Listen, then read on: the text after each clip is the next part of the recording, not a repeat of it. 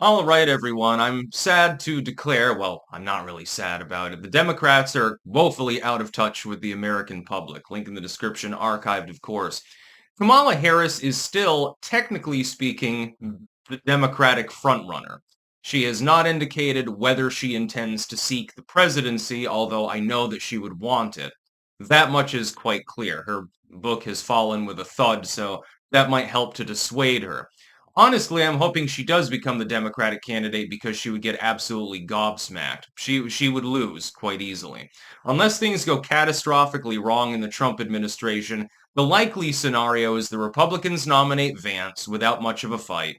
He's got technical incumbency and then wins the election. If Kamala is his opponent, I think it's almost a foregone conclusion. That's assuming that things don't totally fall apart in the Trump administration. So, I mean, he has the technical incumbency. He's younger and more charismatic than she is, although I think anyone's more charismatic than Kamala. It'd be funny to see her break down in cackles on a debate stage and act incredulous or something like that when Vance says something perfectly reasonable. Watching the legacy media spin machine on that would make you dizzy. Kamala does have a chance, though, and that's because primaries and generals are not the same. As far as Democratic voters, she enjoys between 25 and 30% of the vote share already. So unless you had a consolidation of the primary, and you had like one out of the woodwork standard bearer Obama style, which is still what I think is the most likely outcome. I don't think Kamala will be the actual nominee, assuming that she even goes for the position, to tell the truth. Um, I still think it'll be someone who basically was unknown before. You don't even know their name, probably. And then they just give a really good speech and the Democrats rally around them. They desperately need a leader. But there are multiple problems for Kamala. Number one, the unipartyists on the liberal side don't really like her. She's too ambitious and too independently minded, actually. The left is fundamentally correct when they say this. Didn't get along with the Bidens, didn't get along with multiple state functions. They thought she was, superseding Palin style, so to speak, going over their heads. And so they wouldn't work with her. So she doesn't have full party cooperation. That one claim that she makes technically is right. It's sour grapes. It's because of her personality and because people didn't want her, not without good reason, but she is technically correct on that one. But the second problem is far more vast. She's more than 20 points underwater with independent voters.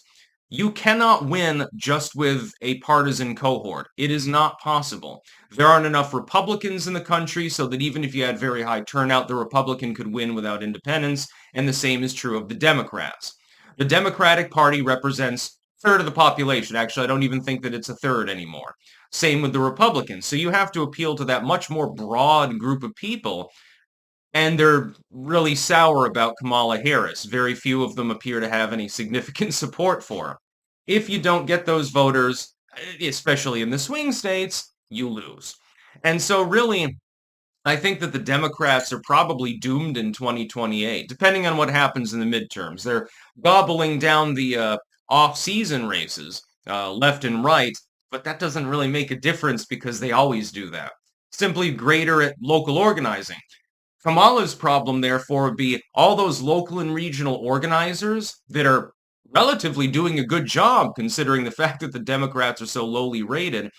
Number one, you're picking them off mainly in areas that are less competitive, so there's a caveat to it.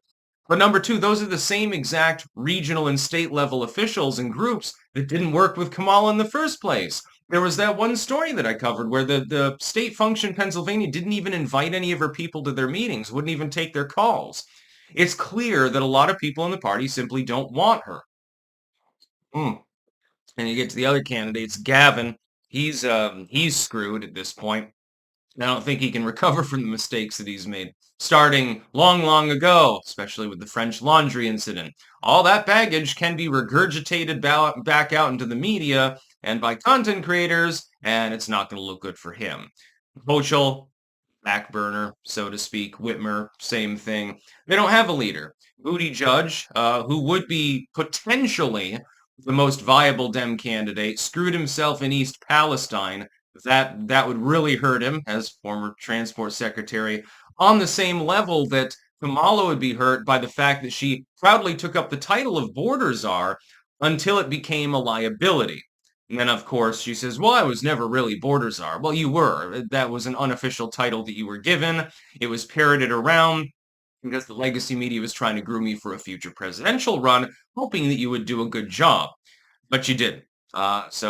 There's definitely that. But the Democratic Party, you've got a difference between, I think, the party leadership, which is more strategic and violently corrupt. We've seen plenty of leftist violence lately. You have a disconnect between them, I think, and the lay Democrats.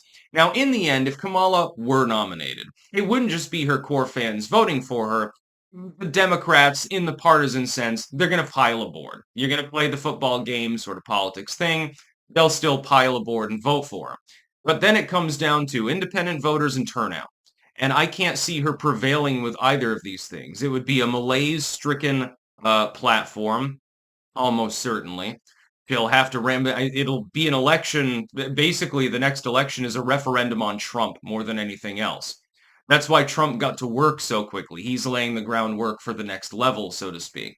And I can't see her prevailing with independent voters. Not when you're starting off that far behind. Now, I know it's years until the next election. Yeah, we got the midterms, but who cares? We'll talk about it, basically. But as far as the presidential election, if the Democrats if the Democrats don't congeal behind somebody else, 25-30%, that'll carry it because you might end up with a packed field. Waters down the rest of the vote. Maybe no one else is really shining. Kamala starts to run away with it. She gets endorsements from the id poll crowd. The left will back her, and that could carry her over the line. And so you end up, once again, basically saying to the Union Dems, fuck you. They'll flock back to the Republican Party, just as they did in the last election, by the way. It was a repeat of 2016, not of 2020. So the Union Dems flee. Most regular Dems, malaise-stricken campaign, unlikable candidate, so they'll maybe vote for her. Well, it's a little bit rainy out. Whatever. Just fuck it. She's going to lose anyway. And then independent voters will get pissed, most of them, a super majority of independent voters. A super majority would be pissed. Now, so that doesn't mean necessarily that they vote Republican either. Some of them will just sit it out. But it will push people in that direction. Well, 3 or 4 points of the voting public, that's basically all you need in a hyperpartisan climate to tip the scales. I have a feeling the next president of the United States will be J.D. Vance. I can tell you, I do not believe that it will possibly be Kamala. The Democrats are going to have to find a dark horse candidate if they're going to prevail because all of the other candidates are either talentless or so riddled with baggage, especially if they were associated with the Biden regime, that I don't know that they can really feasibly get elected unless the economy collapses into a depression or we end up getting nuked or something catastrophic happens. And thankfully, I don't see any of those, at least immediately, on the horizon. That's about all. Peace out.